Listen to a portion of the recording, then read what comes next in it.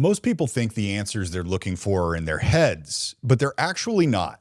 About a year ago, a woman named Nicole had me lay down, close my eyes, and just breathe. 20 minutes later, I was sobbing. And the entire framework for this podcast dropped into my head at that moment, just from breathing. In this episode, I'll show you exactly how all that works and why the most powerful tool you have for finding answers is something you've probably been ignoring your whole life. Let's get into the show. There's something you're doing right now. As a matter of fact, you've been doing it your whole life. You did it while you were sleeping last night. You did it while you were eating breakfast this morning. And you've kept doing it over the last few seconds of listening to me. It's something you'll do about 20,000 times today. And you probably only thought about it a handful of times in your life. Breathing.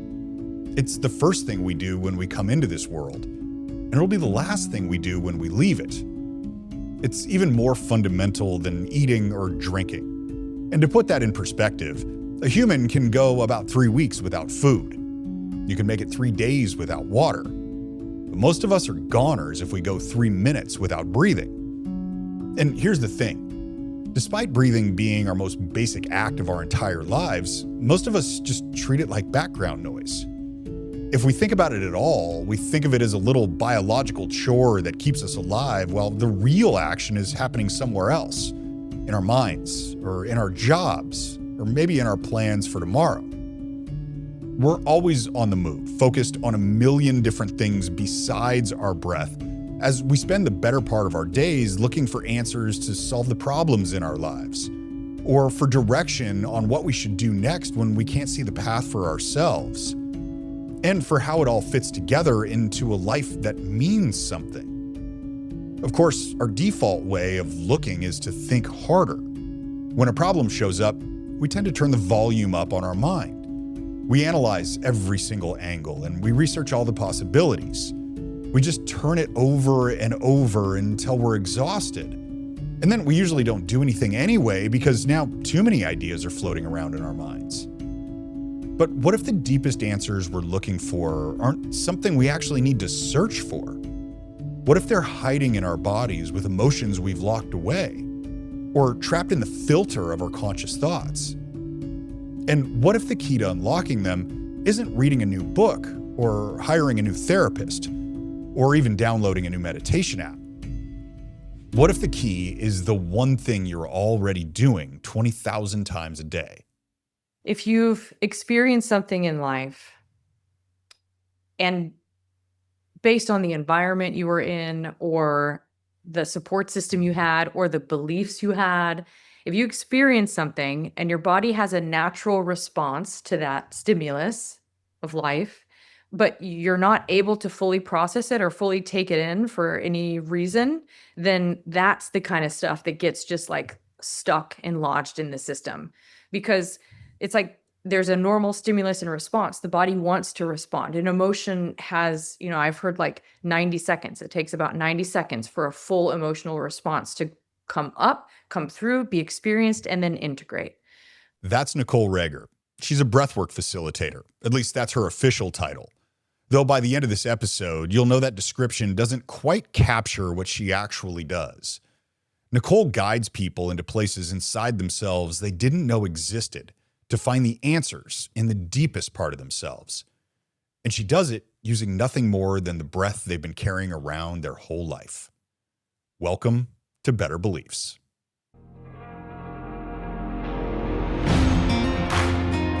What if the only thing standing in your way is what you believe about yourself, about the world around you? Thousands of people have faced that very same question and discovered the power to shift reality itself. I'm Brent Kokel, and on Better Beliefs, I tell the stories of real people who changed everything by first changing their minds. I want to tell you a quick story before we get into Nicole's world, because without this story, the podcast you're listening to right now wouldn't exist. About a year ago, my wife gave me a session with Nicole as a gift for Father's Day. She'd recently gone through a group session with her and said it was life-changing. And I totally thought she was overselling it, but I was up for anything that had to do with self-discovery, so I booked the session. Nicole spent the first 30 minutes or so just listening to what was going on in my life. And I mean, she was really listening. She asked me questions, but it didn't feel like she was trying to guide me anywhere specific. The best way I can describe it is it felt like each question opened a trapdoor in my mind to a deeper level, and each level we went down just got quieter and quieter. At the time, I was trying to find something to do that would give me a deeper sense of meaning and purpose in my own life. Nicole said the answer would come through my breath. So she had me put headphones on, so all I could hear was her voice and some music she put on. I laid down, closed my eyes, and Nicole just started guiding me to breathe deep, inhaling to a count of 4 and exhaling to a count of 4. She kept guiding me, and about 20 minutes into that session, something happened that I don't really have language for. I just started sobbing. Not crying, sobbing. And it felt like it was coming someplace deeper than my thoughts, almost like a place I'd forgotten I even had. And I felt this release. And I still don't know what it was, but I knew in that moment it was gone. And then Nicole told me that something wanted to come through to replace what just left. And this next part sounds crazy, and I get that, but I felt this like energy in my throat. And it was strong, almost like lifting me up. And then I started getting waves of instructions from what felt like the deepest parts of my mind. That was the exact moment where the entire framework for this podcast dropped into my head all at once. And it wasn't just an outline, it was the whole thing. The format, the tone, the purpose, even naming it Better Beliefs. I'd never had an idea arrive like that before. Usually my ideas, they come in pieces, and then I build them over time. This was way different. And the best way that I can describe it is like opening a file that already existed on some hard drive inside of me I didn't even know was there. And all I did to access it was breathe. That's the experience I want to try to explain in today's episode. Not because I want you to go have the same one that I did, but because I think what happened to me in that session points to something universal about what's available to all of us, if we slow down enough to notice it. It feels really, really deep. Like whatever that is, if like that love will be completely taken away. And I don't know that that like takes work for me to get to consciously, and probably work I've done over the years. But that is the feeling deep underneath that if I don't be really good, which as I'm saying it now, it feels very much more like a parental belief, doesn't it? Like a survival. If I don't be really good, if I don't do things right, something very bad is going to happen. And the something very bad that's going to happen is usually like, okay, they're going to leave. God will leave. I'll be alone. I will be like something very bad is going to happen. I don't even know what it is. Nicole is talking about her upbringings and the fears she had as a child. When she's talking about love being taken away, she's not talking about her parents. Home was a stable place for her. Her parents loved her and they took good care of her. She's talking about a belief that was planted on Sundays when her and her family went to church. They were Christians, and something she heard during a sermon ended up shaping her life for the next 2 decades. The message she heard from the pulpit was loud and clear. She needed to be good enough to earn God's love. There were things she had to do and thoughts she couldn't have if she wanted to make sure she went to heaven. And it felt like an impossible standard to her. This was a nervous system level belief that if she stepped out of line, she'd lose God's love and get God's wrath instead. It was a heavy feeling that everything she did and even her thoughts were constantly being monitored and scored by some invisible force. But it was that same invisible force that helped her shed the weight of that belief. I did an Easter fast, like a 3-day water fast. And at the end of it, each day there was something that came up for me. And one of them was like, the first day was realizing that I didn't believe that. Like okay, God has washed away all my sins. I have nothing to prove anymore. Like I'm accepted, I am loved, I'm a child of God. And there was a part of me that was still, I became aware that I was still trying really hard to do it right, to worship right, to, so that was like during the fast, one of the things that came up for me, like, oh, you're still trying to prove yourself to God and you don't need to, and then a couple other things. And then by the end of the fast, I was driving over the bridge in Charleston, South Carolina, overlooking the water. And I just had this, like, it was like, well, first I said, well, I don't know if that fast really worked. Like I didn't really have like a come to Jesus, like a epiphany moment. And then right then, it was like, I became suddenly aware of like, no, there's really nothing to do. She didn't have an internal debate where she questioned if what she was feeling was the truth. It just came through as a knowing that didn't need to defend itself. 3 days of slowing down, fasting, and breathing had given her body enough space and clarity to receive the truth. Let's call it inner wisdom for now. And I want you to hold on to that idea because we are going to come back to it. For now, it's important to understand that the truth we're looking for isn't always waiting in our minds. Sometimes it's waiting in our bodies, and it just needs a channel in order to come out. So let's talk about how that works. So many of us don't have the support or like some things are so big that we like physically can't handle what that response would be. So then we hold our breath, we create tension in the body.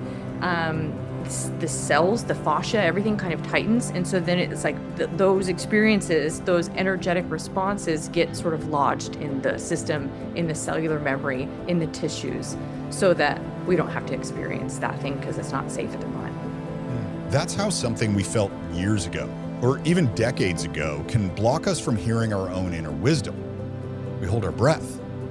We literally hold our breath when something's too big to process, or even when we're concentrating really hard. And you can probably think of a time when this happened to you. It might have been during a really difficult conversation, or maybe when you got some shocking news. Even when you just replayed that moment in your mind just now, your breath got shallow, or it stopped altogether. And here's the kicker. You didn't decide to do it. Your body did it for you. And what Nicole is saying is that moment got stored somewhere in your body. Not necessarily in a memory you'll be able to just pull back up on demand, but in a tightness in your shoulders or your jaw. Or sometimes we can get this weird pressure behind our sternum that shows up on certain days for reasons we can't really name. This is where we get into something called the 90-second rule. The idea comes from a neuroscientist named Jill Bolte-Taylor. She gave a TED Talk in 2008 and showed that the chemical component of an emotion, the physiological response, that lasts about 90 seconds from the moment it's triggered. After that, if the emotion's still running, it's running because we're choosing for it to keep going with our thoughts, or it's running just because we never let it finish in the first place. And that's the key point of this whole thing. When something happens to us that's too big to fully process in that 90-second window, our body doesn't just delete the file, it files it away for later.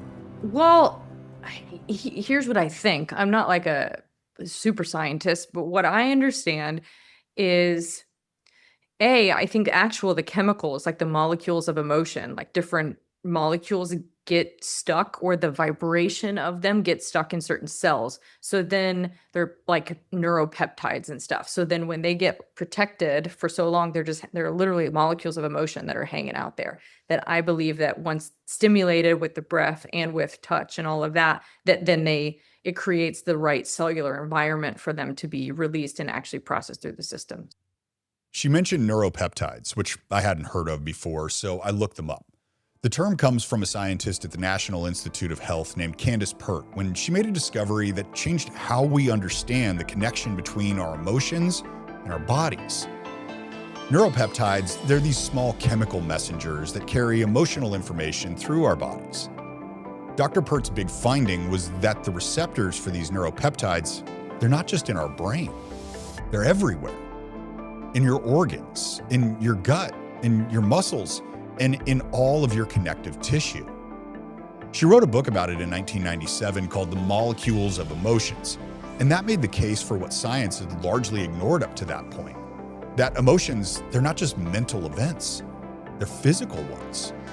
Literal molecules that travel through your body and bind to receptors wherever they land. So when Nicole says emotions get lodged in the tissues, she's not being dramatic. She's describing what Dr. Pert's research pointed to 40 years ago. Now, here's where the breath comes in. There's a reason the breath specifically unlocks this stuff, and it has to do with a nerve you probably never heard of. It's called the vagus nerve, and it starts at the base of your skull and then winds down through your throat, your heart, your lungs, your diaphragm, your stomach, your intestines. It's basically the information superhighway between your brain and the rest of your body.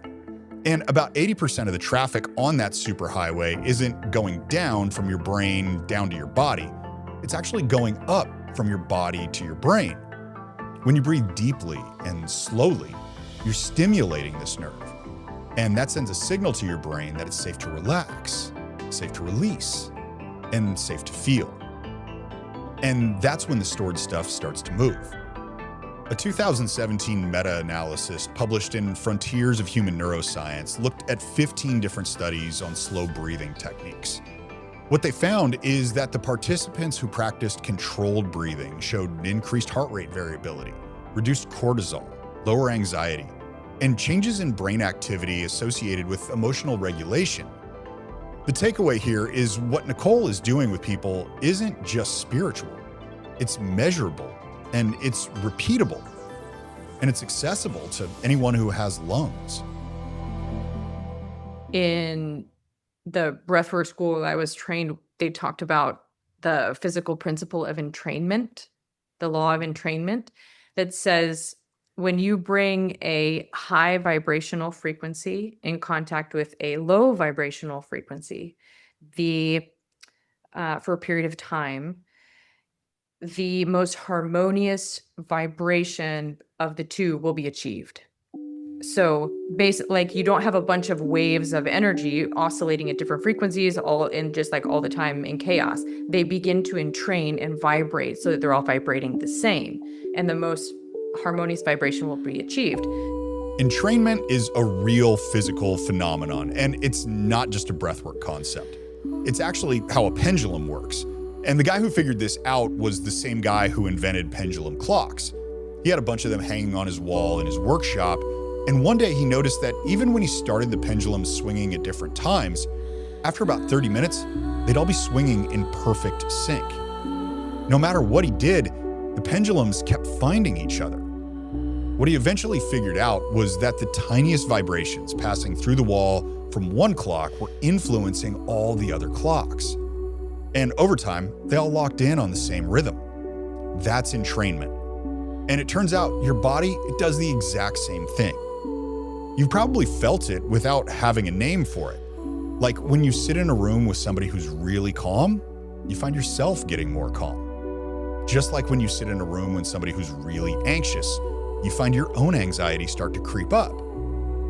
And when you spend an hour deliberately breathing in a high vibration rhythm, the parts of you that are still holding on to old chaotic frequencies, they begin to entrain the new one. There's an emotional scale, and each emotion, it's energy in motion, and all is a frequency. So you have love, unity, oneness, all of those are super high vibrational energies. And that's sort of like what we were talking about at the beginning, where I was like, I feel more spacious. It's like truth is also a high frequency energy. There's more space. So love, oneness, connection, compassion, high energy, high frequency. The opposite end of that spectrum is the lowest frequency is shame. Like, I am bad, the opposite of unconditional love. I am separate. I am alone. Fear, anger, those are lower vibrational energies, or even sadness, grief. You can feel them. They feel heavier. They feel denser. So those are typically the ones we don't like to feel. Notice what Nicole just did there. She described emotions, not as feelings, but as frequencies. Love is high and shame is low. And that framing changes everything about how we try to move in and out of the states we get stuck in. You can't think your way out of shame. And logic, that can't break you out of fear. Those are left brain strategies for left brain problems. and shame, fear, and every emotion, they're not left brain problems. But you can breathe your way into a frequency where those states stop having a grip on you. The breath is a frequency changer, and it works whether you understand it or not. If I had to guess, it could have something to do with what I feel right now when you say that. Like, it almost brings me to tears, because it's like I feel like we all want to be seen and we all want love, or at least I do. Like,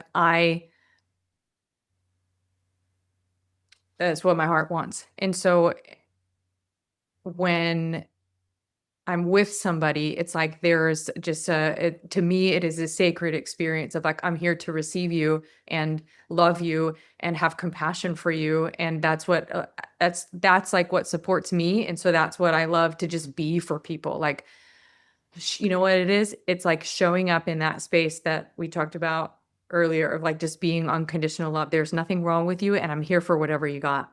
Nicole is describing how she gets people who barely know her to open up the way she does. And what she says points to something I think might actually be the engine behind all of this. It's not the breathing pattern itself. The technique is important, but it's not the whole thing. It's the space she's holding while she does it. All the neuroscience, the vagus nerve stimulation, all the entrainment I talked about earlier in the episode, it works best when you feel safe. And you feel safe when somebody is holding space for you without judgment. Now, there's a whole other layer of this story, and this is where we leave the lab coats and the peer-reviewed journals behind, because people have been using breath as a spiritual tool for thousands of years, long before anybody could measure cortisol or map the vagus nerve. In India, they called it Prana, and they developed a whole discipline around it called pranayama, which roughly translates into the extension of the life force. In ancient China, they called it qi, and they built a practice of qigong around it. In ancient Greece, they called it Pneuma. All these traditions, they're operating in completely different parts of the world, in completely different centuries, and they all landed on the same conclusion: that the breath isn't just oxygen in and carbon dioxide out. It's the bridge between the body and something bigger than the body. The breath is the very thing that allows a person to quiet their mind enough to hear the truth of their own nature. When you put that next to modern neuroscience we've already talked about, you'll see they're both pointing at the same mechanism, just with different vocabularies. I think it's a combination of like being witnessed, like just making time to do inner reflection and work. And so it's like, so someone doesn't have to be with me to experience, the things that happen in breathwork, but I feel like going inward to give ourselves the space to be exactly who we are, where we are with what we are. There's something magic that happens there where we get out of the linear thinking, the left brain side of the mind. We get to tap into the other, and then like, I don't know, connect in more with our potential and the love that is our very essence. This is where the science starts blurring into the spiritual, and it's worth sitting with for a minute. Your left brain is where language lives. It's also where logic lives. It's where your sense of I as a separate individual lives. Your right brain, on the other hand, that's where you experience the present moment without narrating it. It's where you feel connected to something bigger than yourself. And it's where intuition and creativity live. When you breathe deeply and rhythmically for a long enough period of time, research shows that your brain activity shifts to the side that's most active. The default mode network, which is the part of your brain responsible for all that constant inner critic you live with, it starts to go quiet. And that's when things start to happen that are hard to explain with the linear mind. When you said receiving, I feel a yes for that. Like, especially because when people ask me sometimes, like right after, what did you see? I'm like, I don't know. Like, I don't remember. I don't remember. There's some times where I'm like, okay, it would be good for you to keep practicing breathing in your belly. That would be good for boundaries. Like, if I have a very logical thing there. But a lot of times I don't remember what I said. I don't remember, because it's just like, I feel like I'm fully open to be in response to the breather and to spirit, to whatever guidance comes through, to whatever impulses come through with my hands. Yeah, so I'm receiving in surrender, in hope, in like, just letting love guide as best I can and trusting that whatever is meant to land will land. Notice that she's not using words you use when you're trying to analyze a problem. She's using words you use when you stop trying to analyze and let something else come through. And when I asked her whether she was receiving that information from somewhere or just generating it internally, she said receiving, which is the kind of answer that's hard to hear if your default mode is purely logical. But it's also the kind of answer almost every person who has had a deep spiritual experience eventually gives, that the best of what comes through them isn't really from them. Part of it, I think, is that thing we talked about with entrainment, that after a certain level of raising the vibration by breathing in the way that you are, it's like a threshold where like, okay, this stored energy of grief or sadness gets to move through, and it literally begins to transform. And so it's like, as that energy transforms, then you feel it, so it's like, there's a dense energy pocket I've been carrying. And then it began, and then you probably notice after a little while, it's like, okay, it's done, because it's integrated, it's changed frequency. So I think it's partially that, like you're creating a threshold for release. When I look back at my own breathwork session with Nicole, the one I opened the episode with, I think that's what was happening to me. I'd been carrying something I didn't know I was carrying. And I don't know for how long, but probably years, maybe even decades. And once the breath had raised my vibration high enough, the stopped emotion came up and out. That sobbing, it wasn't sadness. The sobbing was release. And because there was suddenly space in me where there hadn't been before, something new was able to come in. That's why I think the whole idea for this podcast dropped into my head at that exact moment. Not because I had this idea come from one of the deeper places in my own mind, but because I'd finally created enough room in myself to receive an idea that had probably been trying to land for a long time.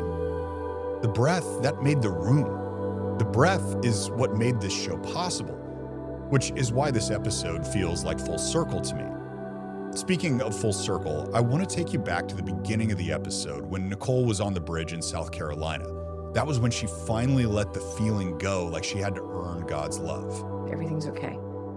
Nothing to prove. Still nothing to prove. That was the message that came up recently in her own breathwork practice.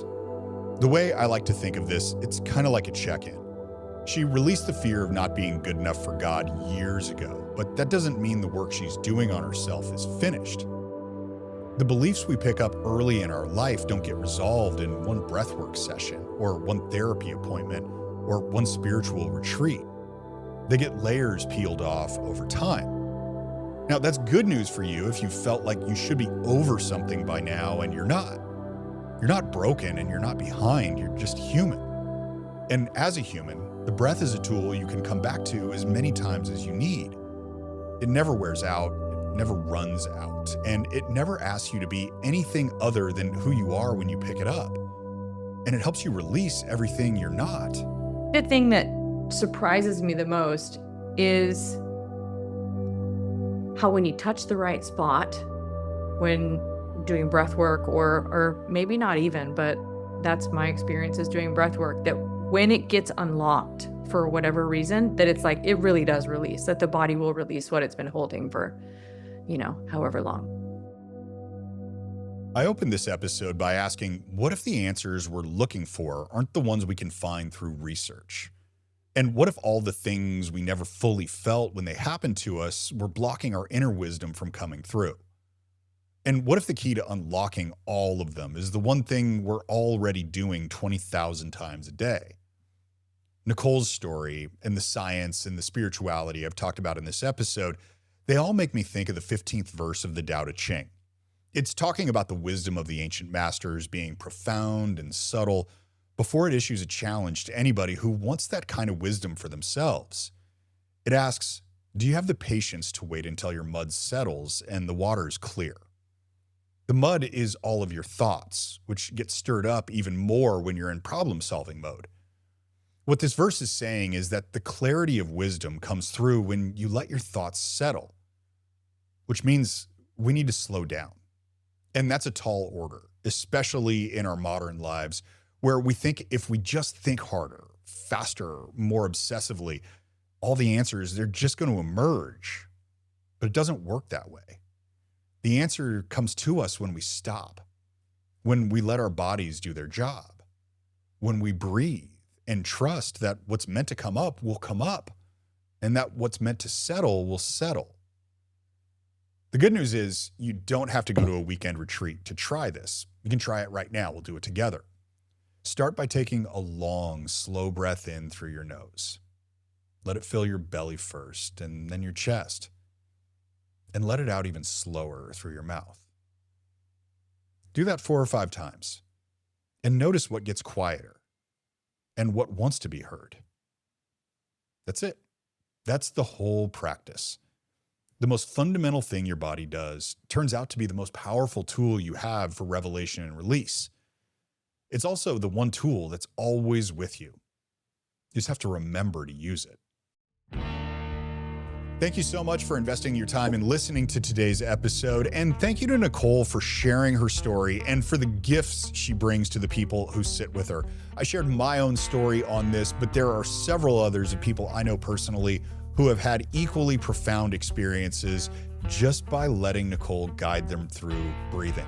If you want to check Nicole out for yourself, you can check it out at NicoleRager.com. I'll drop a link in the description of this episode so you don't have to remember it. I highly recommend booking a session with her. Just remember though, you're probably going to cry. But that's okay. That's what it's for. If you haven't yet, please rate this show 5 stars on whatever audio platform you're listening to it on if you feel like it's worth that. On YouTube, throw a like and subscribe, and then share the show with somebody you think in your own life could benefit from what we talked about here today.